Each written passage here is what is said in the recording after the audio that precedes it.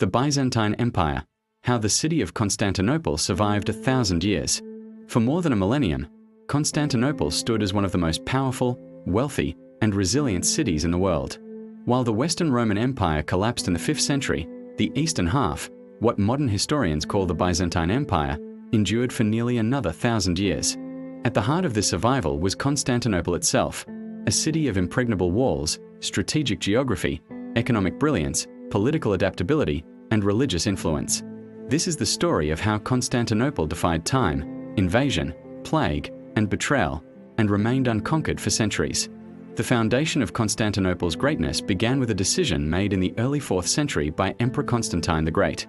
Recognizing that Rome was no longer the strategic center of imperial power, Constantine chose the ancient Greek city of Byzantium as the site for a new capital. In 330 AD, he formally dedicated the city as Nova Roma, New Rome, but it soon became known as Constantinople, the city of Constantine. Why this location? It controlled the Bosporus Strait, linking Europe and Asia. It commanded trade routes between the Black Sea and the Mediterranean. It was naturally protected by water on 3 sides. It sat at the crossroads of civilizations. Constantine fortified the city, built imperial palaces, forums, churches, and massive defensive walls. What he created was not merely a capital, but a fortress city designed for endurance. One of the greatest reasons Constantinople survived was its legendary defensive system, the Theodosian walls, constructed under Emperor Theodosius II in the 5th century. These walls were not simple barriers. They were a masterpiece of military engineering. Triple defensive layers, a wide moat, an outer wall, a towering inner wall nearly 12 meters high, over 90 fortified towers. For centuries, no army could breach them. The walls defeated attacks by the Huns, the Avars, the Persians, and the Arabs, multiple sieges in the 7th to 8th centuries. They also defeated the Rus and the Bulgars. Even when the rest of the empire shrank, the capital held firm. During the Arab sieges of the 7th century, Constantinople introduced a terrifying secret weapon, Greek fire. This incendiary substance could burn on water and was projected through tubes mounted on ships. It turned naval assaults into flaming disasters for enemy fleets. The Arab fleets, confident and numerous, were reduced to chaos. Greek fire preserved the city, and arguably prevented the expansion of Islamic power into southeastern Europe at that time. It was psychological warfare as much as physical destruction. Enemies came to fear the very sight of Byzantine ships. Constantinople was not just a fortress, it was an economic titan. At its height, it was the largest and wealthiest city in Europe. Trade flowed in from silk from China, spices from India, furs from the north, gold and grain from Africa. The city's strategic location made it a commercial crossroads. Taxes on trade filled imperial coffers. The Byzantine gold coin, the solidus, later the numisma, became the most stable currency in the medieval world. Even during military decline, economic intelligence kept the empire alive.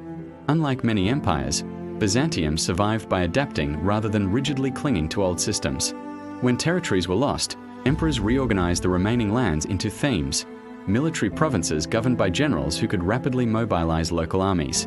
This theme system reduced reliance on expensive mercenaries, strengthened regional defense, and prevented total collapse after invasions. The Byzantines were masters of diplomacy. They bribed enemies, arranged marriages, manipulated rival tribes, and turned foes against each other. Gold often achieved what swords could not. Constantinople was not only a political capital but also the spiritual center of Eastern Christianity. The construction of the magnificent Hagia Sophia under Emperor Justinian symbolized imperial glory and divine favor. When it was completed in 537 AD, Justinian reportedly declared, "Solomon, I have surpassed thee." Hagia Sophia stood as the largest cathedral in the world for nearly 1,000 years, a symbol of heavenly authority and a demonstration of architectural genius. Religion unified the empire culturally and politically. Even when territory shrank, spiritual influence remained vast. Under Justinian I, 527 to 565, the Byzantine Empire briefly reconquered lost western territories, including North Africa, parts of Italy, and southern Spain. His general Belisarius achieved stunning victories, but Justinian's ambitions came at great cost. Wars drained resources. The plague of Justinian devastated the population. Recovered lands proved difficult to hold. Still, his legal reforms, the Corpus Juris Civilis, would influence European law for centuries. Even when weakened, the empire did not collapse. Constantinople endured the iconoclast controversy, civil wars, religious division, economic strain, the devastating Fourth Crusade. In 1204, Western Crusaders shockingly sacked Constantinople. The city fell, not to Muslims or Persians, but to fellow Christians. The empire fractured. Yet even then, Byzantine successors in exile eventually reclaimed the city in 1261. Few capitals in history have been captured, destroyed, and restored, yet Constantinople was. By the 14th and 15th centuries, the empire was a shadow of its former self. Surrounded by the rising power of the Ottoman Empire, Constantinople stood nearly alone. Its population had fallen dramatically. Its territories were reduced to little more than the city itself. Its walls, though still formidable, faced new technology, cannons. In 1453, Sultan Mehmed II launched the final siege. Massive cannons pounded the Theodosian walls. After weeks of relentless assault, on May 29, 1453, Constantinople fell. The last emperor, Constantine XI Palaiologos, died fighting on the walls. The city became Istanbul.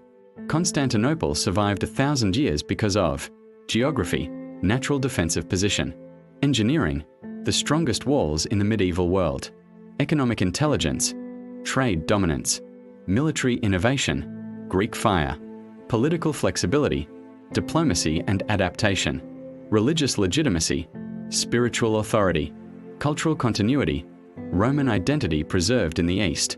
While Western Europe descended into fragmentation after Rome's fall, Constantinople remained the heir of Rome. The Byzantine Empire was not merely a continuation of Rome, it was its transformation. Its preservation of classical knowledge later helped fuel the Renaissance.